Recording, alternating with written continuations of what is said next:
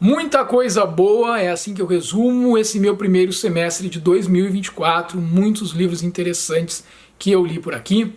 E antes de falar a respeito dessas leituras, fazer o convite de sempre para que te inscrevas no canal e se já fores inscrito, consideres a possibilidade de te tornares membro. Assim tu ajudas na manutenção deste espaço, da nossa permanência nesta plataforma de vídeos. Saem sempre vídeos às terças-feiras, às 19 horas, mas o objetivo é expandir a nossa programação por aqui, é poder estar presente mais vezes neste canal, então fica esse convite.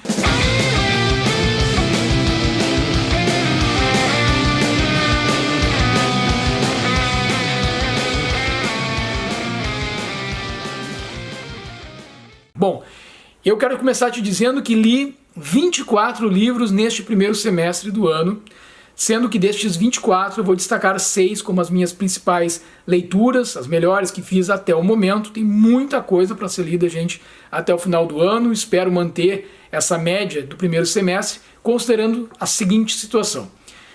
7 livros foram lidos em janeiro, quando eu estava de férias, então obviamente foi o mês que mais rendeu em termos de leitura.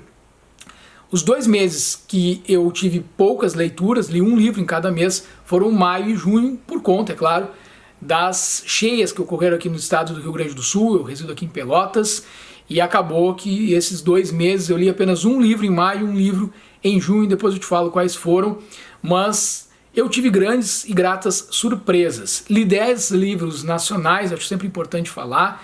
Destes 10 livros, 3 são de autores nacionais contemporâneos, lançamentos, livros que recém estavam saindo do forno aí. E também li bastante livros de poesia, li 5 livros de poesia, que acho também um número bom, um número interessante, sendo um deles uma releitura, também vou te comentar qual foi. Fiz uma leitura que foi uma releitura também com o meu filho, Luquinhas, que é meu parceiro aqui no canal, no quadro Formando Sujeitos Literários. Nós relemos um livro infanto-juvenil juntos, né? E foi bem legal, bem interessante, ainda neste primeiro semestre. O que mais que eu poderia dizer em termos destas leituras para vocês? Acho que é isso. Se tiver alguma outra curiosidade, coloque aí nos comentários, eu posso comentar contigo. E quero te fazer o convite de sempre também. Me fale aí quais foram as tuas leituras neste primeiro semestre, as principais leituras. Não precisa quantificar, pode ser 1, 2, como vocês acharem melhor. Os principais livros lidos, aqueles que te agradaram, os que te decepcionaram. Comenta comigo, para mim é importantíssima essa troca, essa interação. Muitas das minhas leituras, inclusive as melhores que eu fiz neste primeiro semestre de 2024, foi por estas trocas com vocês. Então o canal só faz sentido de existir na medida desse diálogo, desses comentários que vocês vão fazendo, a gente vai interagindo, sempre respeitando a opinião de vocês e, claro, pedindo que vocês também respeitem a minha. E falando em respeitar opiniões, é claro, mandar um abraço para o Adriano Andrades, que comentou lá no vídeo resenha que eu falo a respeito desta obra aqui no canal, que este foi um livro bem fraco para ele, não se encontrou aqui na história, não gostou tanto assim. Então é óbvio que fica aí a opinião também do Adriano e outras pessoas que possam não ter este mesmo olhar que eu tive em relação a Pedro Páramo de Juan Rulfo. Eu gostei bastante e eu tenho que ser honesto com vocês aqui sobre as minhas sinceras impressões, e eu digo o porquê eu gostei ou não de uma obra, estou dizendo para vocês, assim como vocês fazem também, e isso é muito interessante, dizer o porquê que não gostaram. Eu gostei muito porque, para mim, esse livro funcionou. Eu peguei a história, né, desde o início ali, uma premissa bastante simples, um filho que no leito de morte a mãe pede que ele vá até Comala conhecer o seu pai. Ele nunca tinha tido contato com este pai. Essa busca pelo pai me chamou muito a atenção. As tiradas do autor dentro de um contexto de uma América Latina que lutava pela terra no México, então uma questão regional específica, contextualizada historicamente, porém um drama que é universal, essa busca pelo pai, e ele vai em deslocamento até essa cidade, e aí ali na linha tênue que acaba se rompendo aqui entre a realidade e a fantasia diz respeito à relação vida e morte. Então quem estaria vivo, quem estaria morto, se isso faz diferença, porque no protagonismo de cada um de nós, aquilo que fica de memória, aquilo que a gente aprende, absorve com as nossas experiências de vida e com os nossos dramas familiares é que vão conduzir os nossos passos neste mundo e o nosso destino. Gostei demais de ler Pedro Páramo de Juan Rulfo. E se tu quiseres mais detalhe, eu não vou me esticar aqui porque eu tenho mais 23 livros para te comentar, todos eles brevemente, é óbvio. Eu te recomendo muito então que acompanhes a resenha deste livro aqui no canal. Eu deixo certamente para ti o link na descrição do vídeo. Foi uma das minhas melhores leituras, da mesma forma que esta outra obra aqui, que é As Brasas de Sándor Márai, este escritor húngaro que tem uma forma de trabalhar a escrita com um lance aqui mais filosófico, existencialista, para pensar as relações de amor, de amizade, de traição, que foi interessantíssimo. Também com resenha no canal, terás mais detalhes desta obra na resenha, mas já te adianto aqui. É um livro que não é para uma única leitura. A gente tem uma espécie de monólogo, porque embora ela se construa uma situação de um diálogo possível entre dois amigos que acabam se separando e ficam mais de 40 anos longe um do outro, amigos que foram criados desde a infância, muito próximos, e que numa situação em que entra uma mulher na vida deles dois, eles acabam rompendo esta relação. Ficam diversas questões, teria havido algum adultério.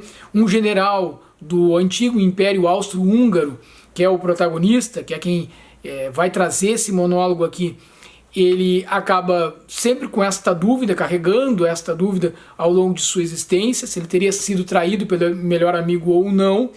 E isso vai sendo descortinado aqui, essas questões todas que ele levanta em relação a esta amizade, porque tem uma situação específica já no início da obra, não é spoiler, em que ele se sente colocado na mira do revólver por este amigo quando eles saem para uma caçada.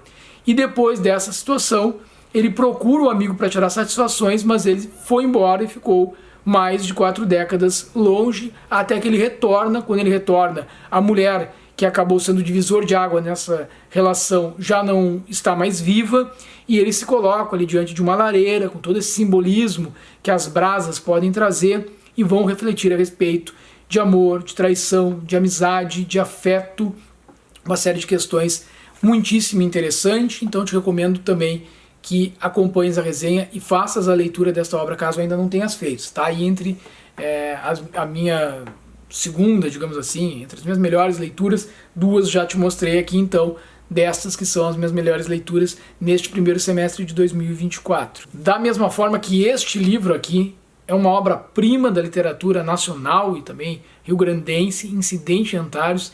Que livro incrível, também resenhado aqui no canal. Um livro que se divide em 2 partes. Primeiro a gente vai entender um pouco das características dessa cidade fictícia chamada Antares, onde 2 famílias de estanceiros rivalizam, os Campo Largos, os Vacarianos, pela hegemonia local, digamos assim. E ele vai mesclar, o Érico Veríssimo, as situações reais com situações fictícias. Então a cidade de Antares ela vai se situar dentro de um contexto em que de fato ele abarca a história do Brasil, da proclamação da República até o pós-64, quando nós temos o golpe civil-militar, a implementação da ditadura militar no nosso país. E o Érico Veríssimo faz isso, trazendo a partir da disputa entre essas famílias situações reais que se deram no Rio Grande do Sul e também a nível nacional, como por exemplo ele traz o contexto do que impactou a proclamação da República para os estanceiros gaúchos, que vão rivalizar, vão entrar em pé de guerra, surgindo aí o nascedouro para a Revolução Federalista, né? A disputa entre os chimangos e os maragatos. Tudo isso é absorvido aqui de uma forma brilhante por parte do Érico Veríssimo. Eu dou detalhes para vocês na resenha, mas então dizer que tem esse contexto social, histórico, político, onde aqui a gente tem uma crítica de fundo à ditadura civil-militar. A ideia de que numa segunda parte todo esse contexto social do nosso país ele emerge nesta história a partir da ficção, buscando trazer num segundo momento a situação de greve que acontece nesta cidade por questões obviamente de ordem política, de estrutura ali, de como que se dava essa disputa na localidade e que impacta 7 pessoas que haviam acabado de morrer. Elas acabam não podendo ser enterradas, porque a cidade acaba entrando em greve geral, inclusive os coveiros entram em greve, e quando estas famílias acabam se dando por conta que as pessoas que deviam ter sido enterradas, elas foram até o coreto da praça, e aí já numa segunda parte, né, para falar a respeito da sua situação de vida e daquilo que elas sabiam que estava acontecendo nos, digamos, bastidores da política, desse mundo que para as aparências aparecia a defesa da moral, dos bons costumes, de Deus, pátria e família, e estes defuntos vêm à vida novamente para poder jogar toda a M no ventilador e falar de fato como as coisas eram na realidade. Aqui a crítica fica realmente aguçada, e a partir da voz narrativa destes 7 personagens, Érico Veríssimo vai se posicionar firmemente contra a ditadura militar no nosso país, e tem tiradas aqui de humor interessantíssimas, e isso tudo feito de uma forma muito inteligente para criticar os regimes autoritários, os governos militares. É um livraço, te recomendo fortemente a leitura também, e vamos dar sequência então a outras obras que eu considero as melhores que eu li neste primeiro semestre do ano. O Caçador de Histórias, de Eduardo Galeano. Este é um livro muito interessante, sobretudo por 2 aspectos que eu quero te chamar a atenção. O primeiro deles é que é o último livro escrito pelo autor, então é o seu livro derradeiro. O segundo é que ele mantém, obviamente, o nível de toda a sua obra. Eu sou um fã realmente do Eduardo Galeano. Tenho para mim que este livro, após fazer esta leitura, e o livro dos abraços estão entre as principais obras que eu considero ter lido, que realmente me marcaram, me fisgaram mesmo, nessa perspectiva humanista do Eduardo Galeano, seus textos inclassificáveis, buscando personagens da América Latina para trazer como uma história de vida, um exemplo para que nós, sujeitos latino-americanos, também consigamos nos compreender enquanto a nossa identidade, fincando nossos pés nestas raízes sociais, políticas, econômicas e culturais. E aqui ele tem uma segunda parte do livro, onde ele vai trazer uma série de relatos de outras de suas obras. Então são espécie de retomadas que o autor faz pela sua memória. Se os textos do Galeano já são uma construção histórica por meio da memória, aqui ele sintetiza tudo isso, fazendo referência a outras de suas obras. E aí até para mim, que não li toda a obra do autor, me surgiu aqui uma série de sugestões para poder dar continuidade na leitura da obra do Eduardo Galeano. Então, mais um grande livro que li, estaria entre as minhas 6 melhores leituras neste primeiro semestre. E outro livro muito interessante, de um autor gaúcho, que estaria entre as minhas 6 melhores leituras, já seria uma 5ª melhor leitura, é esta obra, O Centauro no Jardim, de Moacir Scliar, que saiu numa reedição pela Companhia das Letras, foi um lançamento recente também, agora neste primeiro semestre de 2024, e que é uma obra que nos traz um contexto real também, de se pensar a imigração em massa dos judeus russos para o solo gaúcho. Isso de fato aconteceu, fugindo dos pogroms, dos cossacos. Eu contextualizo bem essa situação que dá, digamos, o terreno fértil para a criação de uma obra também de realismo mágico aqui, vamos falar a respeito disso, onde o Moacir Scliar busca esse contexto histórico que de fato ocorreu, essa imigração da colonização judaica para algumas regiões do Rio Grande do Sul, para se pensar um fato inusitado, aí sim do âmbito da fantasia, que é o nascimento de um centauro em meio a uma família judia.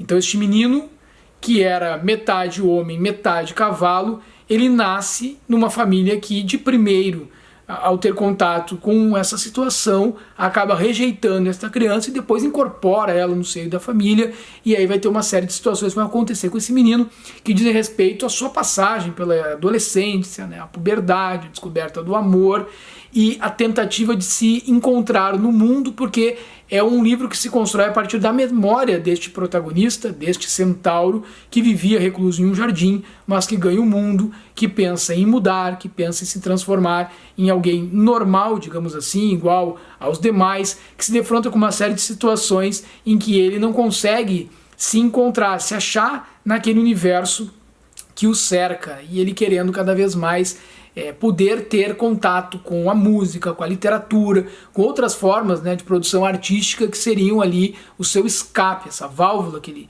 estaria construindo neste mundo tão solitário que ele habitava, até que ele tem coragem, né, com a mudança da família também para a região metropolitana, para o centro de Porto Alegre, né, ele se deslocando do interior para a cidade, ele vai sentir aflorar então cada vez mais essa necessidade de se colocar no mundo. Eu não vou dar muitos detalhes, a resenha traz mais algumas situações, mas essa situação inusitada de pensar a existência de um centauro que precisa buscar ali uma forma de se encontrar, é uma metáfora muito forte com relação a como que as pessoas, as diferentes formas, os diferentes povos, as diferentes situações de vida de cada um de nós, como que a gente lida com as diferenças, né? Acho que principalmente é isso. É um livro que me marcou muito, eu gostei demais dessa leitura e também por isso está resenhado aqui no canal e não poderia deixar de ser uma dessas minhas melhores leituras neste primeiro semestre.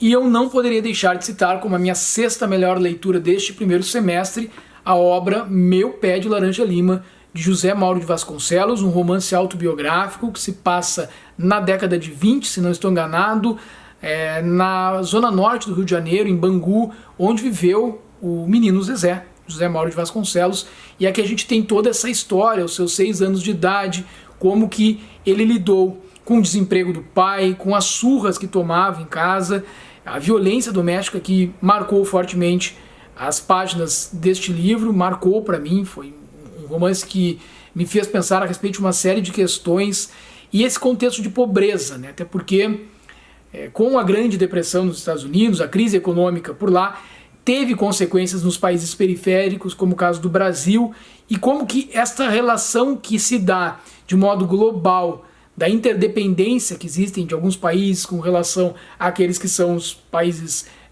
mais desenvolvidos, o que impacta isso na vida de cada um de nós vai depender também de onde estas pessoas, onde nós nos situamos dentro desta pirâmide social. E aqui a gente vai na base da pirâmide social para olhar o mundo, descobrir o mundo junto com o menino Zezé, a partir dessa situação de muita pobreza com a qual ele se defrontava, as expectativas que a criança vai criando, as fantasias, o uso muitas vezes de brincadeiras e aprontar bastante, né?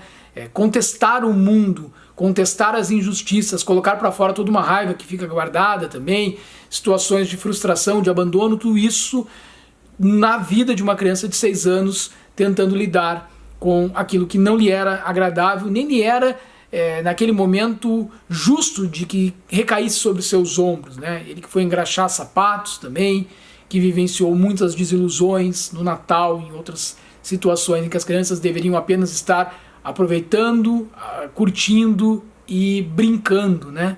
E que lhe foi tolhida muitas destas perspectivas e oportunidades. É um livraço, um livro muito bom, um drama, um livro que mexe contigo, certamente vai te deixar diferente depois de fazer esta leitura e que também tem resenha aqui no canal do Sujeito Literário. Bom, agora eu vou te comentar os outros livros que eu li para fechar todas as obras que foram lidas por mim neste primeiro semestre de 2024. Farei isso de uma forma bastante objetiva, porque o vídeo já está tomando aí grandes proporções, não era a ideia, mas só para que vocês vão sabendo então os livros que eu li, para acabar matando alguma curiosidade e também para que vocês, caso tenham interesse que eu traga outras resenhas aqui, ou comente um pouco mais, de repente não em formato de resenha, mas traga mais algum detalhe destas obras que não tenham resenha, porque muitas delas já tem aqui no canal, eu posso responder e a gente vai dialogando nos comentários. Então, esta obra poderia estar entre as minhas 6 mais. Foi uma grande surpresa. Um livro de Jordi Sierra e Fabra. Não conhecia este autor, se não me engano, em espanhol. Com esta obra, Kafka e a Boneca Viajante. Ele pega uma situação real, inusitada da vida do Kafka, onde ele estava frequentando um parque já no final da sua vida, ali, estava muito doente, um parque em Berlim, na Alemanha, e ele se dá por conta, numa destas visitas dele ao parque, que havia uma menina chorando muito ali pelas proximidades de onde ele estava, e ele vai até ela achando que ela tinha se perdido da mãe, enfim, tentando ajudá-la, e descobre que ela chorava porque ela havia perdido a sua boneca. E nada consolava esta menina. Só que então ele tem a ideia de dizer para ela que ele era um carteiro de bonecas e que a boneca dela não havia desaparecido, ela havia ido viajar. E aí ele vai começar então uma história com esta menina muito interessante, uma história belíssima, onde todo dia, no mesmo horário, ele vai até o local, encontra essa menina e leva uma carta, supostamente, desta boneca para ela, para que ela aos poucos vá assimilando esta perda. E ele vai fazer isso durante sucessivos dias e vocês têm que ler, né, esta obra. Eu já ia assistir porque é muito visual também este livro, este pequeno livro, que tu lê ele numa pegada só, assim, tu pega ele para ler, tu tendo um tempinho, né, tu vai até o final da história, que tem ilustrações do Pepe Montserrat e é muito bonita também a forma como a história é narrada e contada de modo a ser tão bem ilustrada aqui. Eu vou mostrar uma das ilustrações para vocês. É belíssima realmente essa obra, ela me tocou demais e eu acho que fica então a dica para quem quiser conhecer um pouco mais desta figura, né, que foi o Kafka. Eu aqui no canal só tenho uma obra dele resenhada, que é a Metamorfose, o seu grande clássico, então vocês podem acompanhar a resenha aqui no canal, na playlist das resenhas vocês encontram esta resenha, e é uma das grandes obras que eu li na minha vida, gosto demais da Metamorfose, gostei muito de fazer esta leitura também. E falando em bonecas, olha que interessante, deixa eu te falar dessa obra aqui que foi uma releitura, que tem poemas muito interessantes aqui.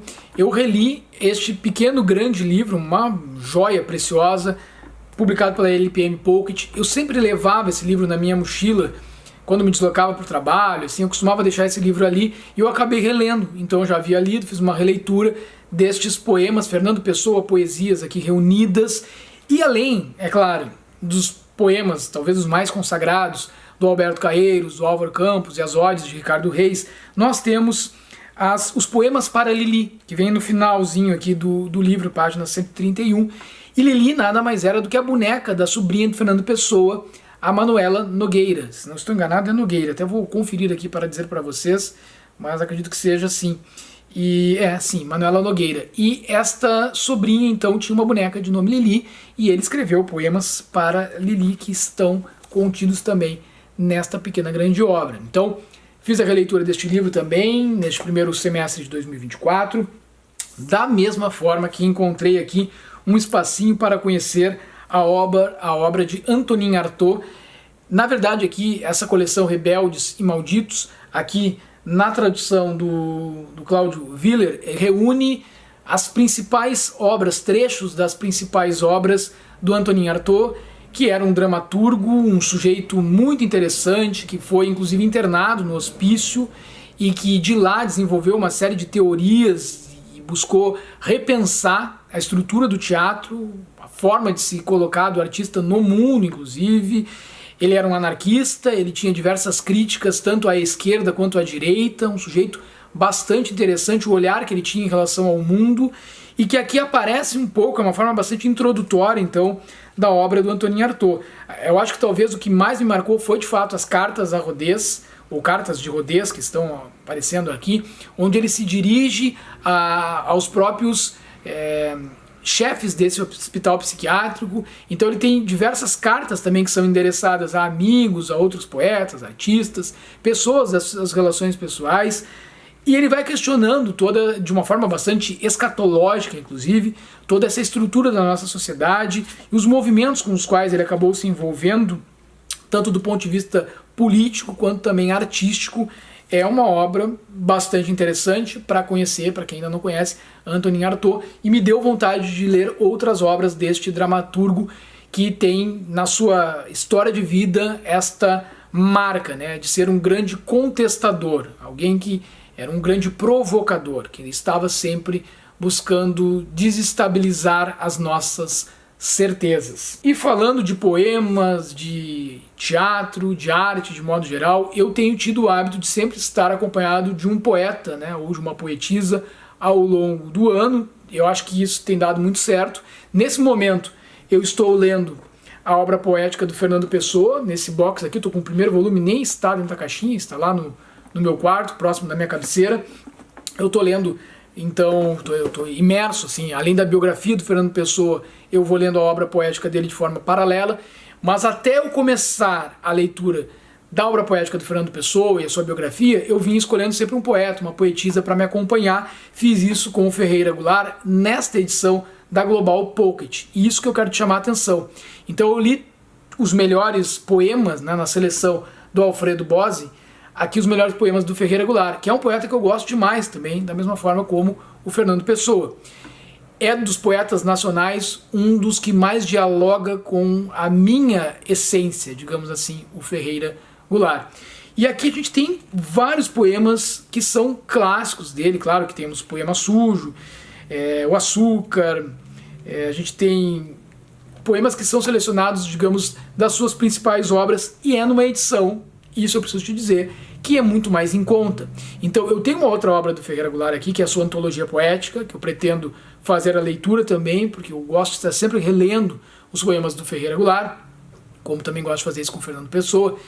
Mas essa aqui é uma obra que não deixa a desejar em termos de qualidade dos poemas selecionados, tá? Pensando numa antologia. E eu quero te mostrar também o tamanho. Vejam que nesse clássico da LPM aqui, que esses pockets são clássicos, né, esses livros nesse formato, é bem similar aqui, só um pouco mais largo o livro da Global Pocket, que tu vais encontrar num valor mais acessível, caso queiras então ter aí reunidas as grandes, principais poesias deste grande poeta brasileiro, que eu te recomendo fortemente também, que se não conhece ainda a sua obra, vá atrás de algum de seus poemas, vá tendo um contato com esta literatura nacional que é tão importante para que a gente possa conhecer o Brasil profundo, né, as profundidades do nosso país. Sobretudo aqui ele aborda a questão do trabalhador, questões ligadas à política, à história do nosso país, grande Ferreira Goulart. E dando sequência, um livro que eu recebi na parceria com a Companhia das Letras neste ano de 2024, já realizei a leitura, tem resenha aqui no canal, gostei demais de ler este livro. O Gaúcho Insofrível é um livro que reúne 5 ficções e 2 conferências do autor. Vou te dar mais detalhes na resenha, mas te dizer assim, aqui nós temos um apanhado meio que de tudo da obra do Bolanho. Eu comecei de trás para frente, quero ler as suas obras de ficção, seus grandes clássicos, mas achei interessante ter começado por aqui, porque eu pude ter um contato mais com o que move a escrita do Bolanho. Então se tu não lestes nenhum livro do Bolanho, assim como eu não havia lido, pode ser que seja uma boa entrada, viu? Pode ser que aqui tu encontre, como eu encontrei, um sentido para que tu realizes outras leituras deste grande escritor latino-americano, chileno, Roberto Bolanho. Ele vai trazer assuntos que têm a ver com o que é clássico da sua escrita, que são os romances policiais, né? Ficção, muito bem ilustrados aqui em detetives, em histórias onde ratos acabam sendo policiais e a gente vai para esse submundo do esgoto para investigar as mortes que estão acontecendo por ali. Então ele usa muito dessa questão da fantasia para pensar situações também de violência que são reais e traz analogias muito interessantes. Mas ele trouxe 2 conferências, como é dito aqui, 2 ensaios que são incríveis, porque este foi o último livro, então o livro derradeiro, o livro que ele escreveu quando já estava se encaminhando para deixar esta existência. Então há muito de uma reflexão também filosófica que é próprio da forma de escrita desse autor sobre a morte.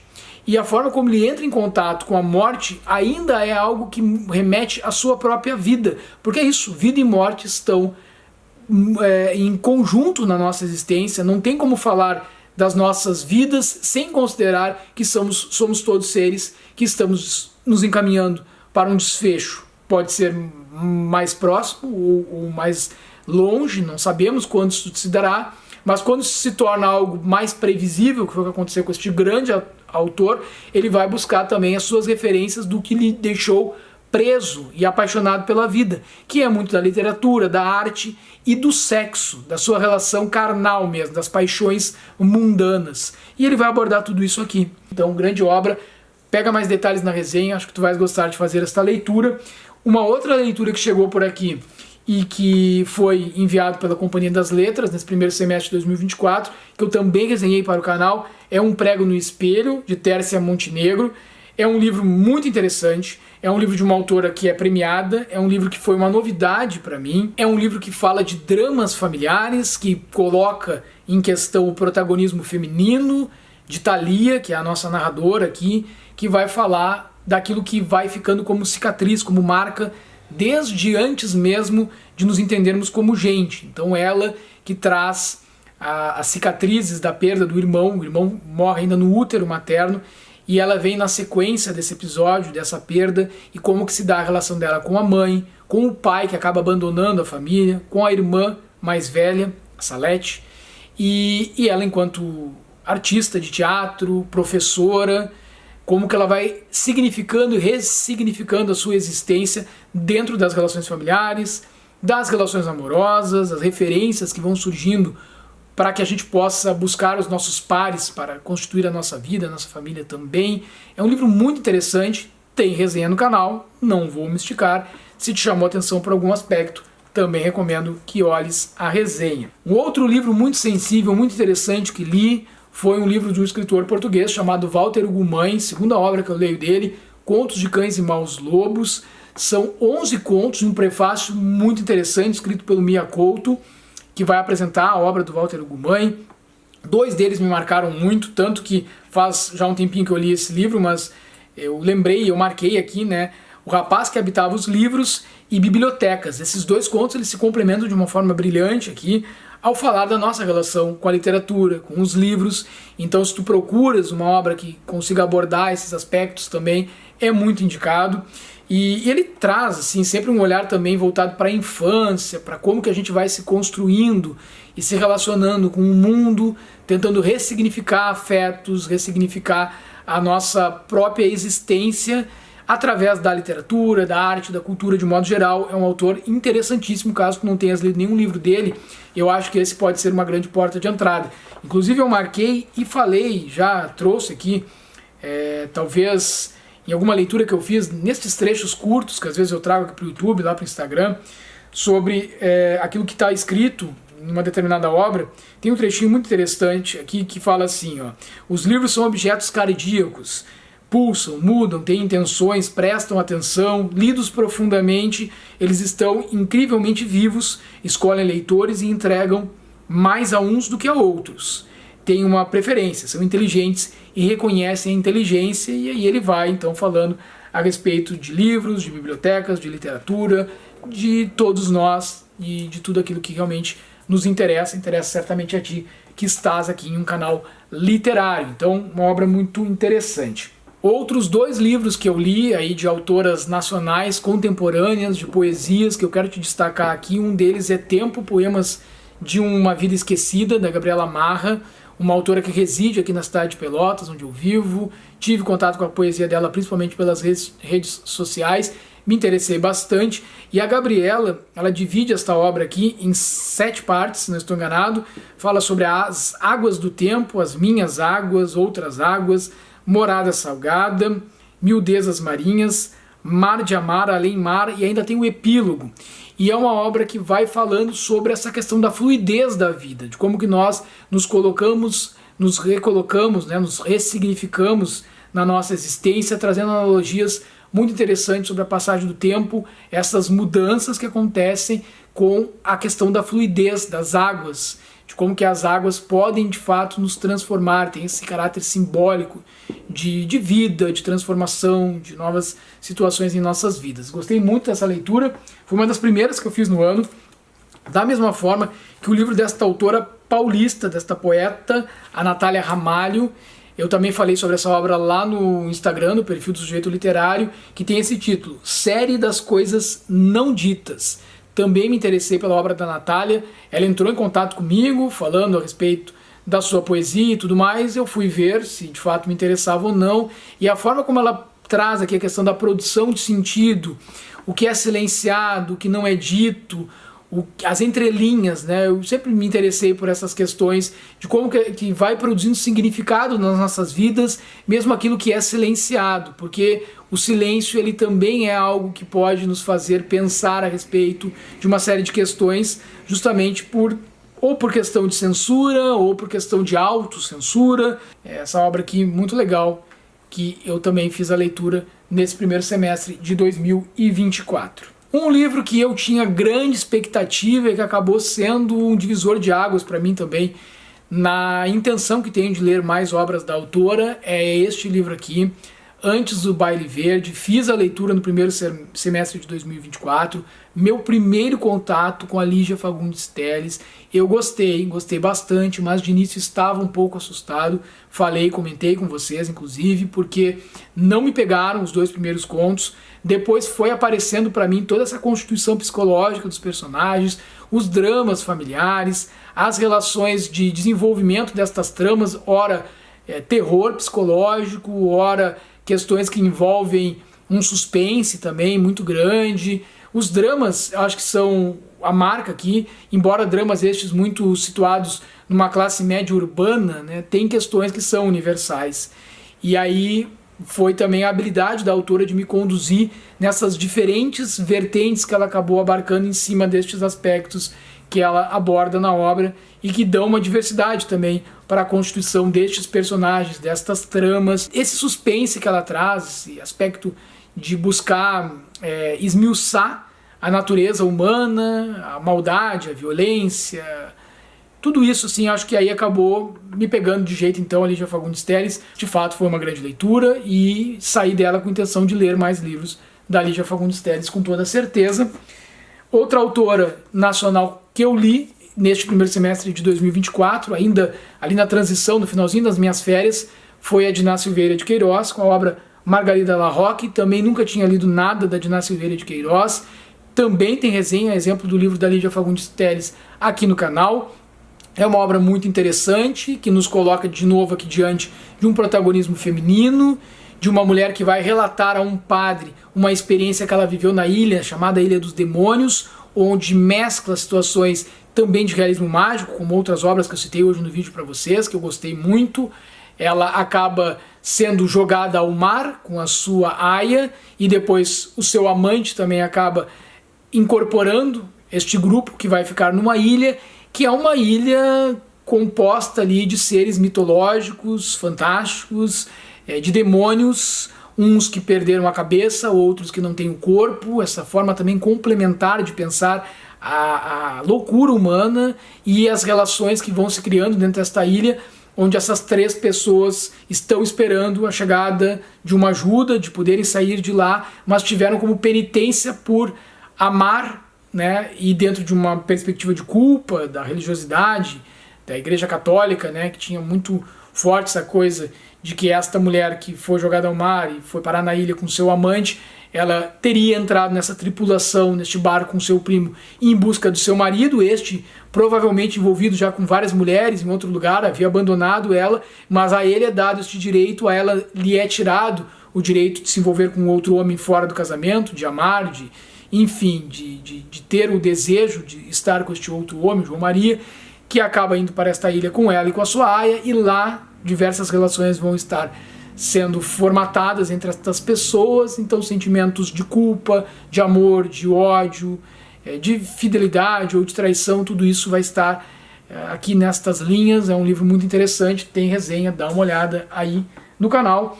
Este outro livro que falo para vocês é um dos últimos livros que teve resenha aqui para o canal, Silêncio dos Inocentes. Foi o único livro que eu li no mês de junho. Comentei para vocês aqui antes, lá no início, que eu só tinha lido um livro no mês de junho. Foi justamente este aqui, O Silêncio dos Inocentes, de Thomas Harris, que tem uma adaptação premiadíssima para o cinema, levou várias estatuetas de Oscar, isso na década de 90. E aqui a gente tem uma trama que fala do assassinato em série de mulheres, todas essas mulheres com um porte mais avantajado, e aqui ele coloca em discussão a questão da transexualidade, de uma forma, acredito eu, até mesmo pioneira para a época, né? Estamos falando aí dos anos 90. Eu vou detalhar esta obra na resenha, mas te dizer que aqui a gente tem um protagonismo feminino muito forte por parte da estagiária da FBI, a Clarice Starling, que é quem vai estar no encalço deste assassino em série, este homem que se identificava com o gênero feminino e que lhe teve negada a mudança de sexo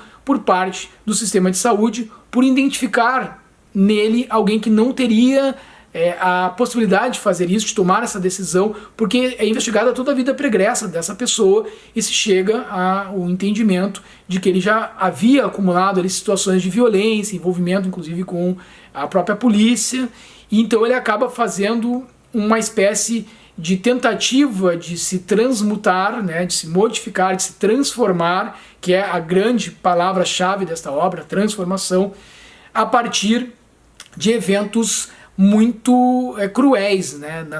O sequestro de mulheres, ele mata 5 mulheres depois de sequestrá-las, e ele retira a pele destas vítimas porque ele quer construir para ele uma vestimenta que sairia da pele destas mulheres, para que ele colocasse, para que ele mesmo pudesse usar. Então ele é um suspense que te prende realmente do início ao fim, envolve diálogos incríveis entre a estagiária do FBI e a principal fonte que pode levar até este assassino em série, que é o Dr. Hannibal Lecter.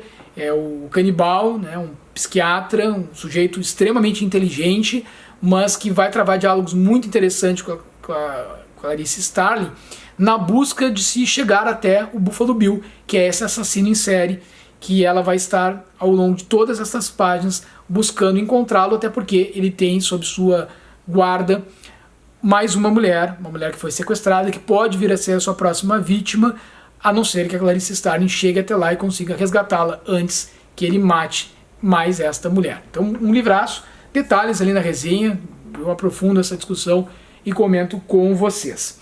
E falando em grandes obras literárias que têm adaptação fílmica e que são muito interessantes, poderia estar entre as minhas 6 melhores leituras também, naquelas que eu destaquei no início do vídeo para vocês, com certeza, Onde os Velhos Não Têm Vez, de Cormac McCarthy, que já tem resenha aqui no canal também. Todas as resenhas, pessoal, fica ali na descrição, então vai lá, por favor, assiste a resenha e aí, de repente, faz a leitura também desta obra.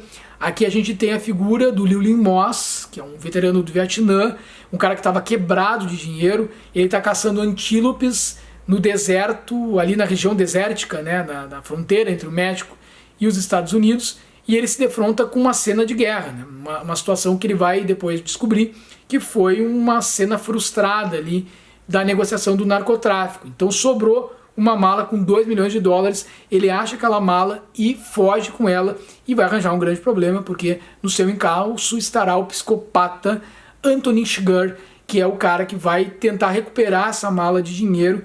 E aí esse rapaz que rouba a maleta, né, o Llewellyn Moss, ele vai acabar envolvendo a sua própria companheira na história aqui, a sua namorada, e a gente vai intercalar várias situações de cenas violentíssimas aqui com o relato do xerife Bell, que é um cara que já está com um avançado da idade e vai vendo todas essas transformações que vão acontecendo nesse contexto aqui de violência, né, do uso de drogas, da negociação que envolve vidas, né, uma violência muito grande na busca desenfreada por dinheiro, por ascensão social, e ele vai trazendo o seu olhar em relação a tudo isso.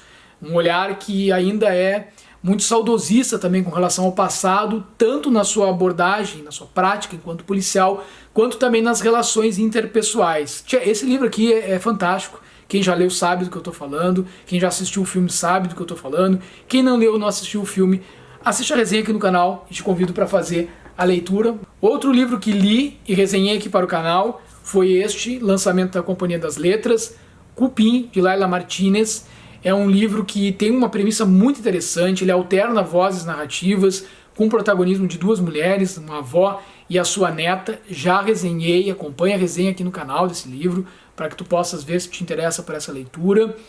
A gente tem um contexto da ditadura franquista na Espanha, que é o pano de fundo para se pensar o quanto a macro política, a relação de contexto em que as pessoas vivem, também influencia nas relações micro, né, no interno, nos lares, na violência, na forma como os homens tratam as mulheres e delas se prevalecem.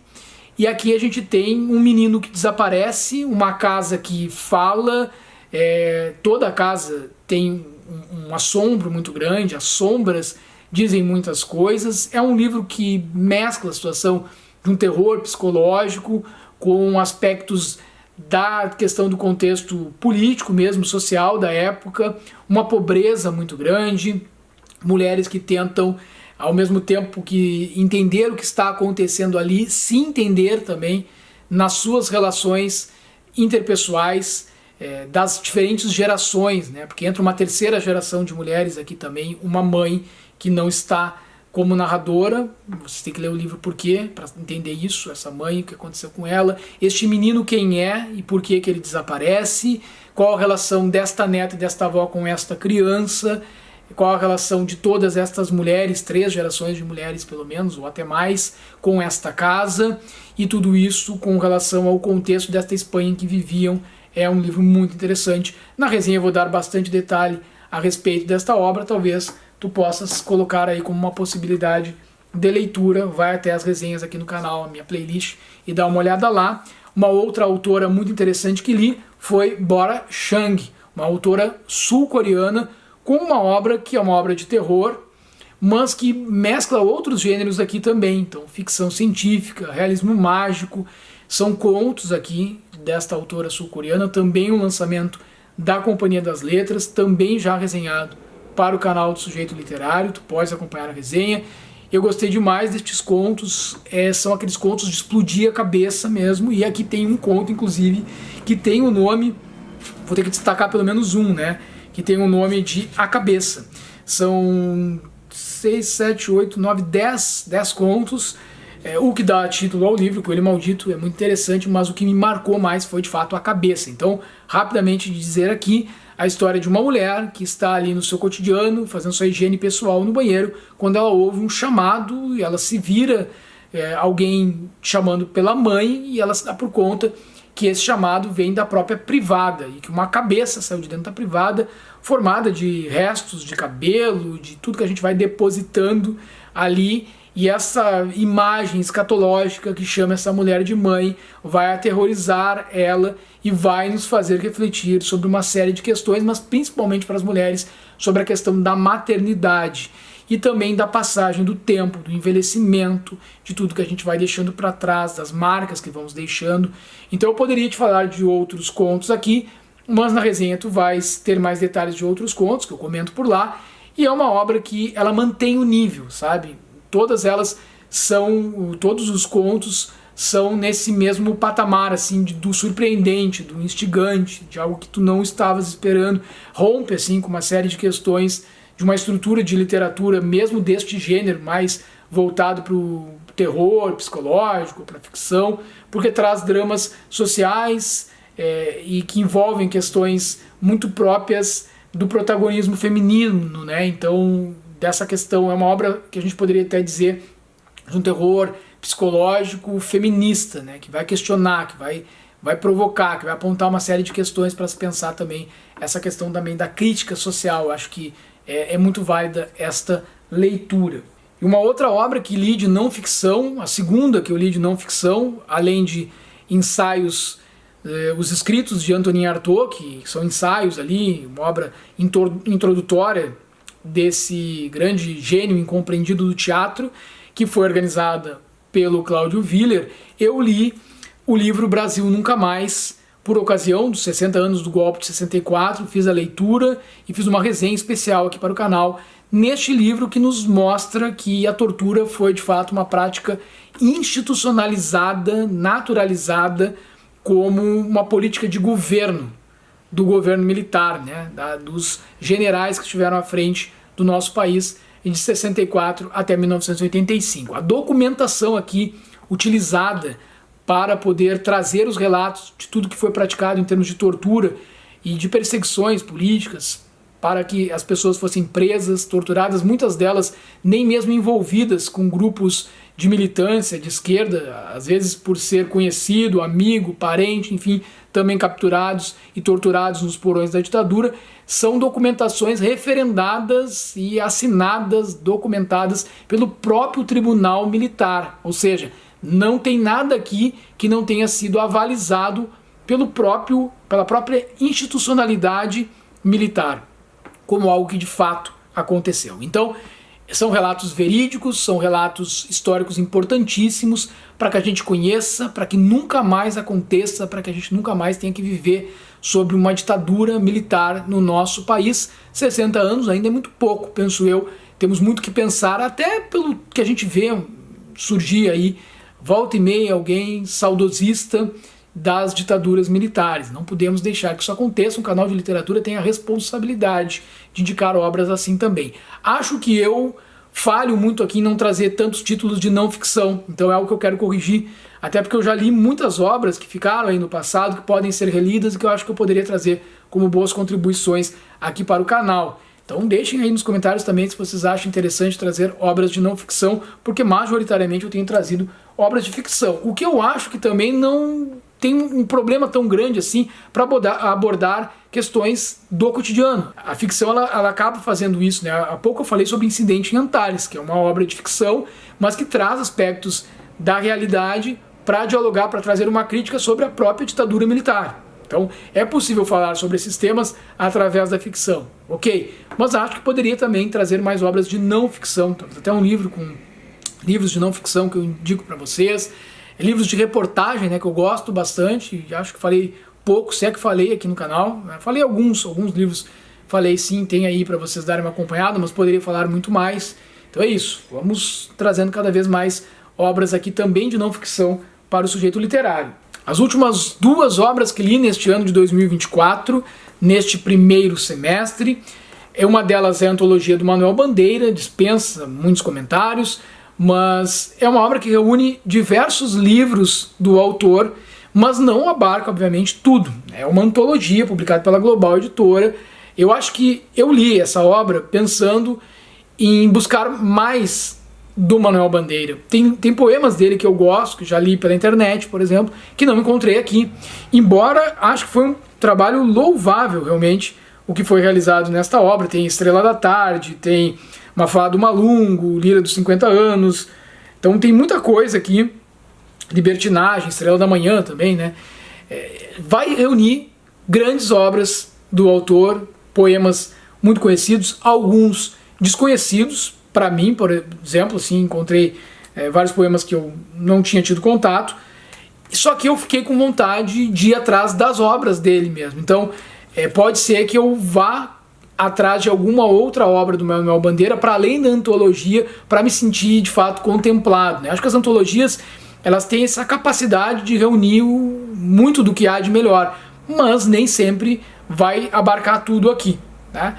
Então acho que é um livro muito interessante, muito bom, gostei muito de fazer essa leitura, me acompanhou aí ao longo de 2 meses, eu ia lendo sempre uma ou outra poesia do Manuel Bandeira, até começar a ler a obra poética do Fernando Pessoa, e me fez muito bem fazer essa leitura. E para passar a régua aqui e fechar, o último livro que eu quero te mostrar, brevemente, é esse livro aqui, Mitos Gregos, recontados por Eric Kimmel. Eu reli este livro, já tinha lido todo ele com meu filho, Lucas, ele começou a reler com a mãe dele. Aí eu também, em algum momento, fui reler alguns desses mitos com ele. A gente começa com Prometeu, passa pela história da Caixa de Pandora, a Aracne, Eco e Narciso. Enfim, todos os mitos gregos, ou pelo menos os mais conhecidos, eles estão adaptados e colocados de uma forma com que é possível envolver, de fato, as crianças nesta narrativa. Mas olha, estou mostrando aqui algumas dessas ilustrações que eu achei belíssimas mesmo, do Pepe Montserrat, que é o cara que fez as ilustrações.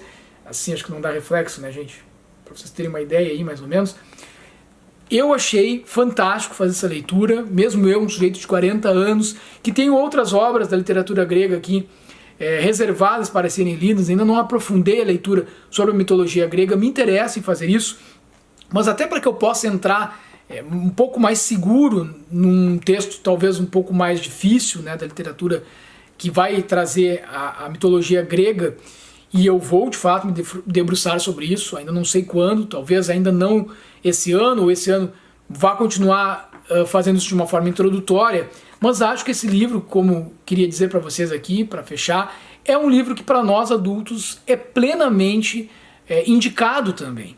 Então romper um pouco com essa coisa de que literatura é infanto-juvenil, então não posso ler alguma literatura menor ou vai desmerecer. É claro que é uma adaptação, mas muito daquilo que eu tinha um conhecimento bastante superficial em relação à mitologia grega, quando li com o Luquinhas, quando reli de novo um pouco com ele e um pouco sozinho, porque eu segui lendo, relendo no caso, já me colocaria com um pouco mais de segurança para entrar, me aprofundar então na mitologia grega, para poder me debruçar sobre essa literatura, como pretendo fazer mais para adiante. Foi isso então, estas foram as 24 obras que eu li neste primeiro semestre de 2024, sendo aquelas 6 que eu coloquei de início, as 6 leituras que eu considero as melhores até o momento, tá, gente? Eu estou fazendo algumas outras leituras em paralelo, que eu não coloquei aqui porque não foram concluídas. Eu já li algumas outras obras a partir de julho, aí não entrou neste vídeo, então vou ler muitas outras obras, espero que eu consiga ler pelo menos próximo do que eu li neste primeiro semestre, ao longo de todo esse semestre de 2024, que falta para nós concluirmos o ano, e aí ao final do ano eu vou trazer as minhas 10 melhores leituras, como sempre faço, talvez com algumas dessas obras que estão aqui, talvez não sei o que me aguarda para esse segundo semestre de 2024. Quero dizer também que eu estou reelaborando a minha meta literária para este ano. Vocês sabem que já li alguns livros da meta, alguns inclusive citei aqui hoje, e outros livros da meta eu não li. Eu já vi que tem muita coisa entre os 2 vídeos que eu fiz aqui para o canal, né, dos 12 livros para 2024 e depois mais 15, eu acabei indo nos 15, ali busquei muita coisa. Alguns destes 12 eu já vi, destes 12 para o ano, né, que eu não vou ter perna para ler, eu vou ter que escolher. Então eu vou voltar aqui em um outro vídeo muito em breve falando da minha reestruturação dessa meta literária para 2024, para que vocês possam acompanhar essas leituras com 6 livros da meta que eu ainda não li, que eu vou botar como prioridade para concluir até o final do ano, e também, além destes 6 livros que eu vou falar para vocês, deixar em aberto outras leituras que farei de forma paralela. Muitas delas serão surpresas para vocês, outras são surpresas até para mim, porque eu recebo na parceria com a Companhia das Letras, ou porque eu mesmo desperto interesse em ler, seja de obras que eu tenho aqui, seja de outras que eu vou vendo que estão sendo lançadas, de outras editoras, e enfim, que vão aparecendo e se tornam prioridade. Então eu não posso estipular todos os livros que eu vou ler até o final do ano, mas eu posso sim refazer esta meta, ver se eu lerei todos aqueles que ainda estão em haver dos 12 que eu havia me comprometido, se eu vou buscar ler alguns destes e complementar com outras leituras entre aqueles 15, enfim, vou estipular entre estes 12 mais 15, que eram os 27 que eu tinha dito para vocês que eu faria leitura, aqueles que eu li, já vou comentar com vocês aqui também nesse próximo vídeo, e aqueles que eu não li e que estavam na meta, que ainda estão aí por ser lidos, quais os que eu colocarei como prioridade para fechar esse ano de 2024. É isso, agradeço a vocês que ficaram até aí, o vídeo ficou bem longo, espero que tenham gostado, espero que também consigam me falar aqui um pouco mais sobre as leituras que vocês estão fazendo, que fizeram, que pretendem fazer. Vamos conversando por aqui. Um grande abraço, até a próxima, tchau, tchau.